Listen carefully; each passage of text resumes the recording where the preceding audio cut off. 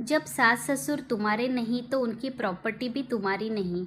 आज घर में अचानक पंचायत बैठी हुई थी।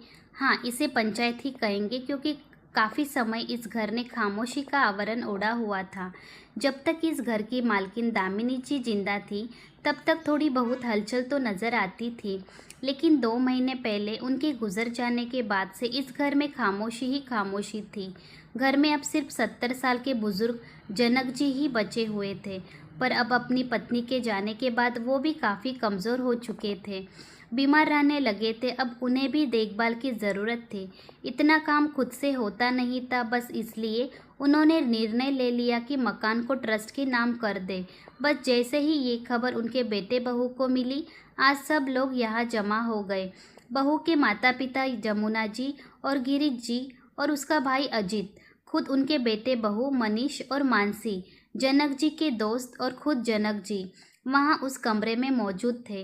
कितने लोग आज घर में मौजूद थे, सब कुछ ना कुछ बोले जा रहे थे, पर जनक जी बिल्कुल शांतिपूर्वक बैठे हुए थे। सब अपनी अपनी बातें बोल रहे थे और वो चुपचाप सुन रहे थे। अरे समधी जी, क्या सोचकर आपने ये निर्णय लिया है? आप ये मकान ट्रस्ट के नाम कर रहे हो, अपने बच्चों के भविष्य के बारे में भी नहीं सोचा आपने? अचानक बहू की माँ जमुना जी बोली। हाँ समधी जी, सोचने की बात है। आपके बेटे बहू है, आपका पूरा परिवार अभी मौजूद है और आप मकान ट्रस्ट के नाम कर रहे हो। माता पिता की प्रॉपर्टी पर तो बच्चों का अधिकार होता है। बहू के पिता गिरीश जी भी बोले। पापा, हम आखिर आपके बच्चे हैं, आप हमें यूँ अलग थलग नहीं कर सकते हो। आपके बाद ये प्रॉपर्टी हमारी ही है, मनीष ने कहा। पापा जी, आप सोच कर तो देखिए, हम किराए के मकान में रहते हैं जबकि हमारा अपना मकान मौजूद है। कितना बुरा लगता होगा हमें। हम तो सोच कर बैठे थे कि ये सब हमारा ही है, पर आपने तो कुछ और ही निर्णय ले लिया। पर आप ये मत सोचना कि हम आपको ये सब करने देंगे, बहू मानसी बोली। हम तो आपसे इस निर्णय को मानने से इनकार करते हैं। एक बार बाबूजी फिर से सोच कर देखिए, मानसी के भाई अजीत ने भी कहा। जितने मुंह थे उतनी ही बातें हो रही थी, पर जनक जी तो सिर्फ अपनी पत्नी की तस्वीर को एकटक निहार रहे थे। कितनी मेहनत और प्यार से संजोया था उन्होंने इस घर को। दोनों पति पत्नी ने मिलकर एक एक पैसा बचाकर इस मकान को खड़ा किया था। कोई आलीशान मकान नहीं था, लेकिन इतना तो था कि जो उनके परिवार के लिए काफ़ी था। घर में ले देकर वो 3 लोग ही तो थे, जनक जी, दामिनी जी और उनका बेटा मनीष। मनीष पढ़ लिख कर नौकरी पर लग गया तो देखभाल कर मानसी से उसकी शादी करवा दी। लेकिन मानसी ने कभी इस घर को अपना ही नहीं माना। वह अपने में ही रहना पसंद करती थी, वो और उसका पति। इसके अलावा उसे कभी किसी से कोई लेना देना नहीं था। उसे घर के काम करना बिल्कुल भी पसंद नहीं था। कई बार तो वो इस बात को लेकर दामिनी जी से उलझ भी पड़ती। अगर नौकरानी ही चाहिए थी तो बहू को क्यों लेकर आए थे? मुझसे नहीं होते ये घर के काम। बहू अपनी ही घर के काम करने से कोई नौकरानी नहीं बन जाता है। और फिर मैं भी तो तुम्हारी कितनी मदद करा देती हूँ। आखिर घर तुम्हारा ही तो है, उसे संभालना भी तुम्हें ही है दामिनी। दामिनी जी उसे समझाने की कोशिश करती। तो क्या हो गया मम्मी जी? क्या मेरी शादी से पहले आप घर का काम नहीं करती थी? फिर अचानक बहू के आते ही क्या हो गया?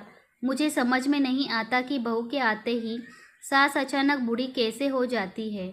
बस ससुराल वालों की इसी सोच के कारण आजकल की लड़कियां शादी नहीं करना चाहती। मानसी दो टूक जवाब देकर वहाँ से चली जाती। दामिनी जी इस बारे में मनीष से बात करती तो मनीष का भी यही जवाब होता। मम्मी, मेरी शादी से पहले भी तो काम करती ही थी ना आप, अब क्या हो गया?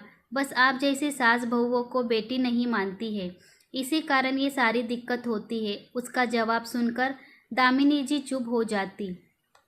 उन लोगों की शादी के 2 महीने बाद घर पर दामिनी जी के भाई भाभी आने वाले थे, जो कि सुबह 8 बजे तक घर पर पहुंच जाते। इसलिए दामिनी जी ने मानसी से रात को ही कह दिया था, बहू सुबह जल्दी उठ जाना, घर पर मेहमान आने वाले हैं, मेरी थोड़ी मदद करा देना। ये सुनकर मानसी में कोई जवाब नहीं दिया, पर वो सुबह जल्दी उठी भी नहीं। 7 बजते बजते दामिनी जी ने उसके कमरे का दरवाज़ा खटखटा दिया। बहू, 1 घंटे बाद मेहमान आ जाएंगे, पहले घर की सफाई करवा दो। ये सुनकर मानसी चिढ़ गई और उसने हंगामा कर दिया। मम्मी जी, ये क्या बदतमीजी है? भला कोई ऐसे बेटे बहू के कमरे का दरवाज़ा खटखटाता है क्या? अगर घर की साफ सफाई नहीं हुई तो आपके मेहमान नहीं आएंगे क्या? बहू माना कि बेटे बहू के कमरे का दरवाज़ा नहीं खटखटाना चाहिए, लेकिन आज तुम्हारी मम्मी जी को तुम्हारी ज़रूरत है, तो बात को समझो। आज उसकी मदद करवा दो। आखिर यह घर तुम्हारा भी है। मेहमान आने वाले हैं तो घर की सफाई तो हो ही जानी चाहिए। जनक जी ने कहा, ये आपका मकान है, आप सफाई करो, इसकी जिम्मेदारी मेरी नहीं है। बहू नहीं हुई, नौकरानी हो गई, उसके बगैर तो घर का काम ही नहीं चलता। मानसी ने बड़बड़ाना शुरू किया और थोड़ी देर बाद अपना सामान पैक करके अपने मायके रवाना हो गई। ये बात दामिनी जी और जनक जी को बहुत बुरी लगी, पर उससे भी ज़्यादा बुरा इस बात का लगा कि मानसी के माता पिता ने भी उसी का सपोर्ट किया। यहाँ तक कि उनके बेटे ने भी अपनी पत्नी का ही साथ दिया और मानसी को लेकर किराए के कमरे में शिफ्ट हो गया। जब उन्होंने मनीष को समझाना चाहा तो मनीष ने भी जवाब दिया, पापा, आप लोग बहू को बहू समझते कहाँ हो? अगर मम्मी ने शुरू से ही उसे बेटी की तरह रखा होता तो ये नौबत नहीं आती। बहुओं को तो सिर्फ काम करने वाली मशीन समझा जाता है। अच्छा बेटा, तुम्हारे उस किराए के घर में तुमने काम करने वाली लगा रखी है क्या? जनक जी ने कहा। सुनकर मनीष चुप हो गया। उसे चुप देखकर दामिनी जी ने कहा, सही बात है बेटा, वहाँ तो बिना नौकरानी के भी वो सारा काम कर लेगी, लेकिन यहाँ ससुराल में अगर सास मदद भी करा रही होगी ना, तो तब भी वो खुद को नौकरानी वाली फीलिंग ही आएगी। कोई बात नहीं बेटा, तुम तुम्हारे किराए के घर में ही रहो, कहकर दामिनी जी और जनक जी वापस घर आ गए थे। लेकिन अभी 2 महीने पहले जब दामिनी जी की तबीयत ज़्यादा खराब हो गई तो जनक जी खुद मनीष और मानसी को लेने उनके घर गए थे। बेटा, तुम्हारी मम्मी की तबीयत बहुत ज़्यादा खराब है, कब वो उस दुनिया से कुछ कर जाए कुछ कह नहीं सकते। अब तो तुम उस घर में आ जाओ और अपने घर को संभालो। लेकिन उसके बावजूद भी मनीष और मानसी घर नहीं आए। इस बात को 4 दिन ही बीते होंगे कि दामिनी जी इस दुनिया से ही चली गई। अब तो दुनिया को दिखाने के लिए उन लोगों को आना ही था, बस तब से वो लोग यहाँ आते जाते रहते थे।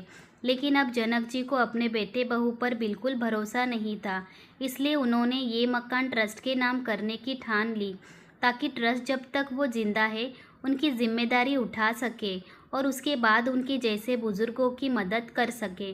लेकिन ये बात जैसे ही मनीष और मानसी को पता चली, उन्होंने सबको यहाँ बुला लिया, क्योंकि ये उनकी उम्मीदें के विपरीत था।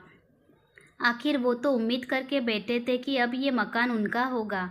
अभी सब लोग बैठकर बात कर ही रहे थे कि मानसी ने कहा, देखिए पापा जी, ये मकान आप किसी ट्रस्ट के नाम नहीं करोगे। आपने सोच भी कैसे लिया कि हम चुप रह जाएंगे? भूलिए मत, आपके बुढ़ापे का सहारा हम ही है। अरे वाह बहू, आज तुम इस मकान के लिए मुझसे लड़ने के लिए यहाँ तक आ गई।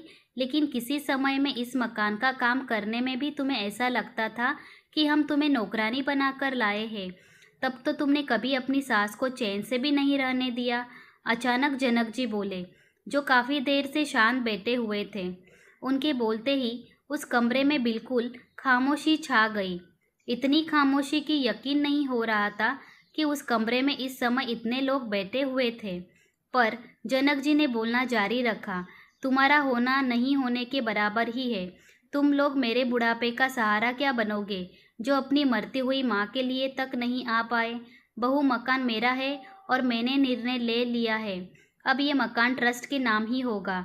जब तक मैं जिंदा हूँ मेरी सेवा ट्रस्ट के लोग कर लेंगे, क्योंकि तुम लोगों से मुझे कोई उम्मीद नहीं है। कल को तुम कह दोगी कि हम तुम्हें केयर टेकर बना लेकर आए हैं। और रही बात मकान तुम्हारे नाम होने की, तो जब सास ससुर की जिम्मेदारी तुम्हारी नहीं तो उनकी प्रॉपर्टी भी तुम्हारी नहीं। तुम्हारा हक सिर्फ तुम्हारे पति पर है, तो जब तुम्हारा पति कोई प्रॉपर्टी बनाए उस पर अपना हक जताना, समझी? तुम जनक जी ने ये बात कहकर पूरी पंचायत को वही ख़त्म कर दिया। आखिरकार मानसी के माता पिता ज़्यादा कुछ कह नहीं पाए, क्योंकि कानूनन जनक जी ही प्रॉपर्टी के अधिकारी थे। मनीष और मानसी को वापस किराए के घर में ही जाना पड़ा, जबकि जनक जी की प्रॉपर्टी ट्रस्ट के नाम हो गई। दोस्तों, उम्मीद करती हूँ कि आपको हमारी कहानी पसंद आई होगी।